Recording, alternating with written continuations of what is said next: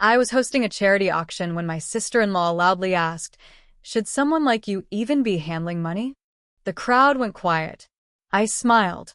What she didn't know is that I'd already donated $10,000 in her name to the cause, then emailed her employer to verify the deduction she claimed last year. They called her in for fraud. I just sat there, sipping wine as she stormed out of the venue. The next morning, she called me screaming. I let it go to voicemail. I'm not the kind of person who likes drama. I don't throw drinks, I don't scream in public, and I don't air dirty laundry on Facebook. I stay quiet, I stay polite, and I handle my business like an adult. But sometimes people forget you can be kind and still not be weak. I'm 44. I live in Louisville, Kentucky. Been here most of my life. I run my own accounting firm. Just a small place, me and two part-timers who I treat like family. It's not flashy. No big-name clients or skyscraper offices. Just honest work. I know the tax code inside and out, I keep people's books clean, and I sleep easy at night. I've been divorced for about 4 years now. My ex, Rick, cheated on me with some perky 20-something named Hannah. She wore yoga pants as a personality and cooked like she was raised on frozen pizza. But Rick fell hard. Told me he needed something new. So he left. We didn't have kids, so we split everything, signed the papers, and that was that. What made it sting worse wasn't Rick. It was the people around us. People I thought were my family. Especially his sister, Trisha. When Rick and I were married, Trisha and I used to get lunch once a week. We did spa days. She cried to me about her dating life and toxic bosses. I was the one who helped her set up a budget when she was drowning in credit card debt. She used to say I was the sister she never had. But after the divorce, she ghosted me like I had some disease. First, she stopped texting back. Then she started showing up places I was invited to, acting like I didn't exist. And when she did talk to me, it was snide little digs disguised as jokes. "Oh, you're still doing taxes? That must be fun. You still live in that same little condo, right?" That kind of passive-aggressive, sugary venom that's harder to fight because it sounds polite on the surface. But I stayed calm. I smiled. I moved on. Then came the charity auction. I've been helping the Louisville Women's Wellness Foundation for years. It's a cause I care about, real women, real needs. They run shelters, do cancer screenings, offer therapy for survivors of abuse. Every year, they do a gala and auction to raise funds. I've hosted it twice before. This year, they asked me to run the whole thing, organizing donors, managing the money, handling the books, and hosting on stage. I took it seriously. Reached out to local businesses, set up a payment portal, even paid out of pocket to reserve the event space when another sponsor backed out. I don't do this for attention. I do it because I've seen what these women go through. So, the night of the gala, I'm in my element. Banquet hall on Main Street. Tables covered in white linen. Candles flickering. A silent auction in the back corner. Wine pouring all night, people chatting and bidding on gift baskets and weekend getaways. I'm halfway through auctioning off a $500 restaurant package when I see her. Trisha, wearing a red sequin dress like it was still New Year's Eve. She had her usual group of friends, blonde, spray-tanned, loud. They laughed a little too hard, drank a little too fast, and looked around like they were judging everything. I ignored her until she didn't let me. I had just closed the bid on a bourbon tasting package. Everyone clapped. I turned to introduce the next item when I heard her voice behind me. Loud. Sharp. Clear as day. She said, "Should someone like you even be trusted to handle money?" Into the microphone. The room went dead quiet. You could hear a wine glass shift on the table. I stood there, staring at her. She looked smug, waiting for a laugh. Instead, I smiled. I took a breath and said, calm as ever, "Trisha, I actually donated $10,000 tonight in your name." She blinked. "What?" "Yeah," I said. "I figured it'd be a nice gesture. Especially since you claimed a donation last year on your taxes that never actually happened. I wasn't sure if it was a mistake, so I sent a quick note to your employer just to verify it. You'd have thought I slapped her across the face. She stared at me. Her champagne glass tilted in her hand. Her friends looked confused. One of them said, "Wait, what's going on?" I kept talking to the crowd like nothing happened. She left 5 minutes later. Didn't even say goodbye. Just turned and walked out with her heels clicking too hard on the marble. Her friends followed. The room stayed silent until one older woman in the front row said, "Well, that was awkward," and the whole place laughed. I picked up the microphone and finished the rest of the auction. I didn't see her again that night. The next morning, at 8:15 sharp, my phone rang. It was her. I didn't answer. Then came the text, "You psycho. What the hell did you say to HR? You're ruining my life over a joke?" Then a voicemail. "You think this is funny? My boss called me in this morning asking about fraudulent claims. You think that's a f-ing joke? I swear to God, you're going to regret this. You're crazy." I'm telling Rick. I'm telling everyone.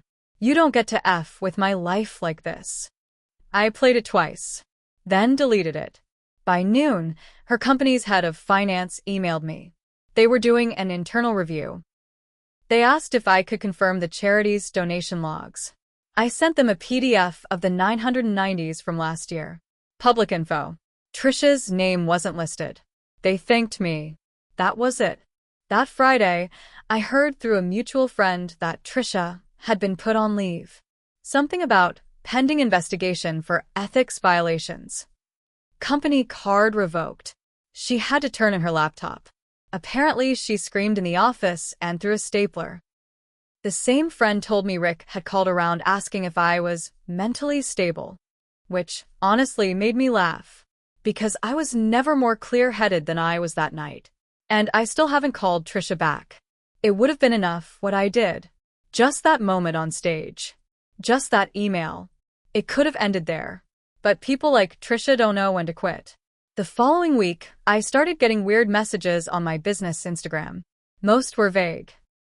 Just little jabs like "careful who you trust" or "hope your clients know who you really are." Then came a Yelp review. 1 star. From a fake account calling me a vindictive liar who fakes charity work to feed her ego.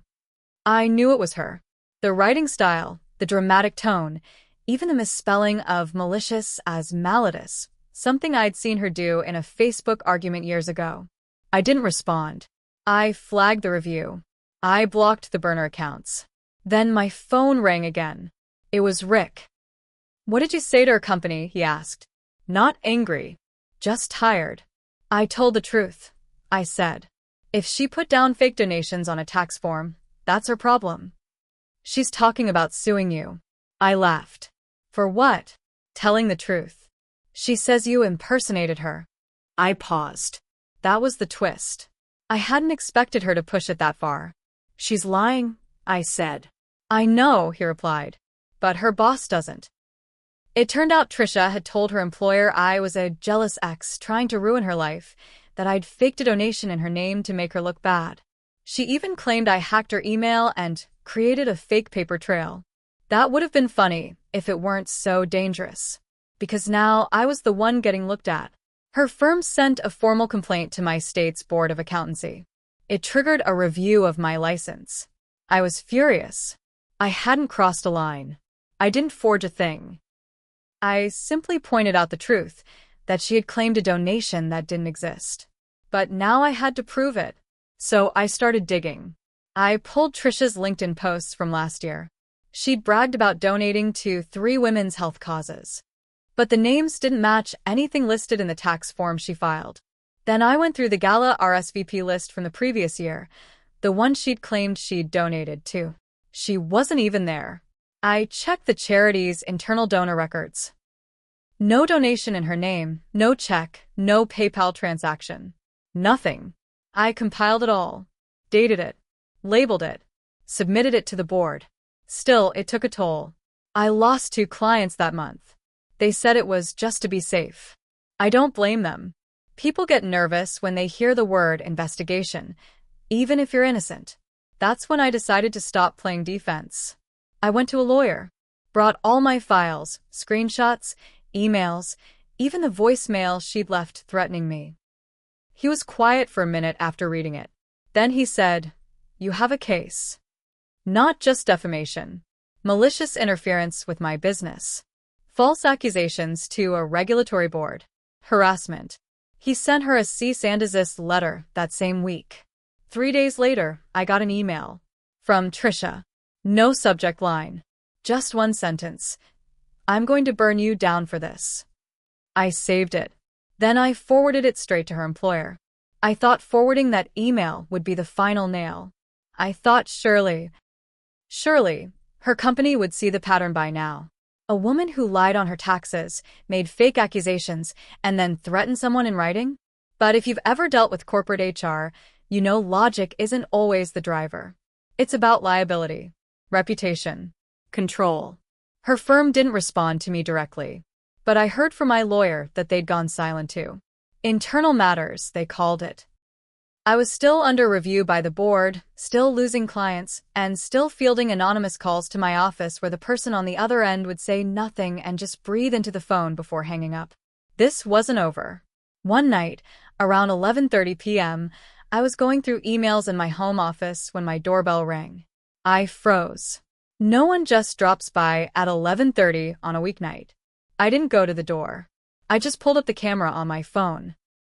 The doorbell cam showed a woman standing on my porch. Hair down, hoodie pulled tight, hand holding something. It was Trisha. I watched her reach into her purse, take something out, and stick it in the crack of my door. Then she walked away. I waited 10 minutes. Then I went down, slowly, phone in one hand and pepper spray in the other. It was a letter. A real one. Handwritten. The envelope just said, "You're ruining my life." Inside were 4 pages. Sloppy handwriting. Parts smudged. Reeking of perfume and desperation. She said I'd embarrassed her in front of people she needed to impress. That her job was all she had. That I'd set her up. That I had lied to that whole FING room. And at the very end, she wrote, "If I go down for this, I swear to God, you're going down with me." That was the last straw. I sent it to the police. Filed a restraining order the next morning. My lawyer added the new threat to the suit we were building.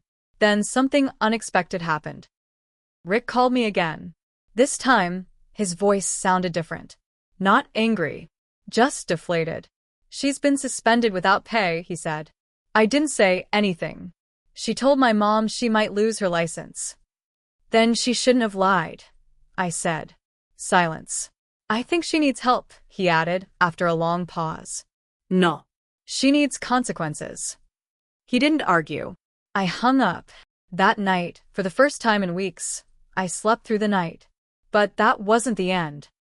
Because just when I thought she couldn't dig herself in deeper, she went and did something even worse. She showed up at one of my clients' businesses. In person. Told the front desk I was being investigated for fraud. Said she just wanted to let them know before they got burned.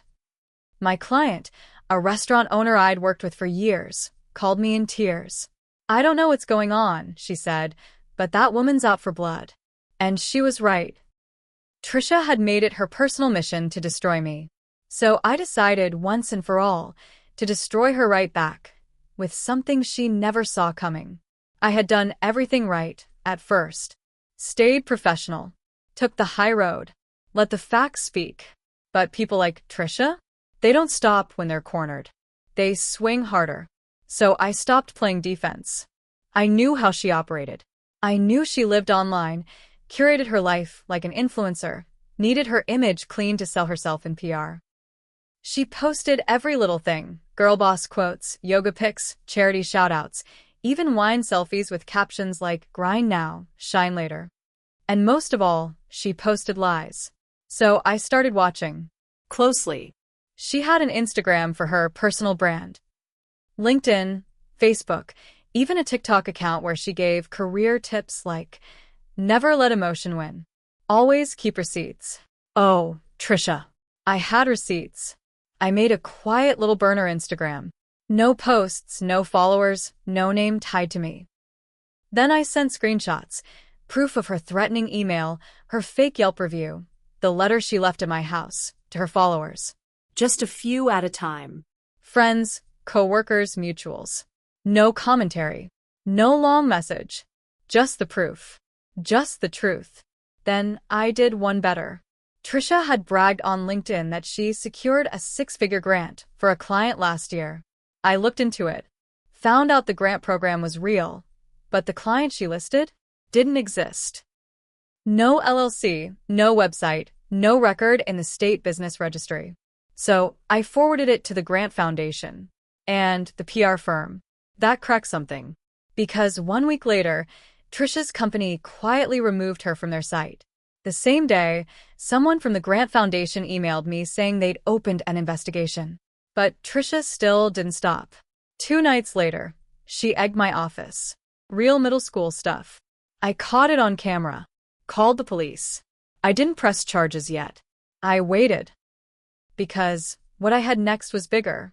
During all of this, I had pulled her tax filings from the last few years. Not hard. She'd emailed them to Rick once when they were applying for a joint loan, and guess who still had access to the cloud folder? She had lied every single year. Fake donations. Fabricated consulting, losses to avoid paying self-employment tax. And 1 year she even claimed a dependent who didn't exist. Said it was her godson. There was no godson. So, I printed it all. Organized it. And I sent it in. IRS whistleblower form. Certified mail. Done. 3 weeks later, I got the call. Not from Trisha. From Rick.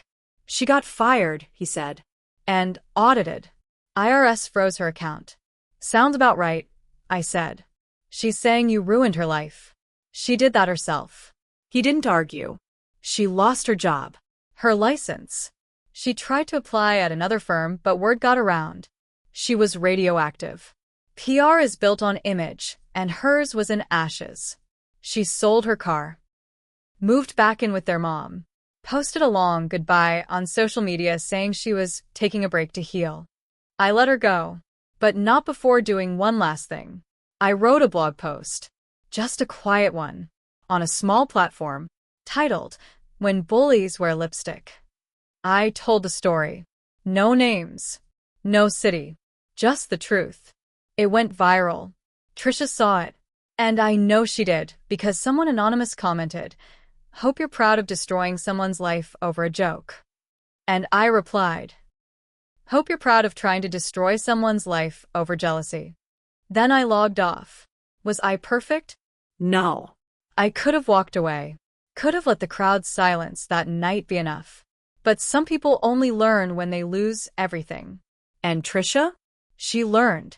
Because when you play dirty in public, don't be surprised when your mask gets ripped off in front of the whole damn room.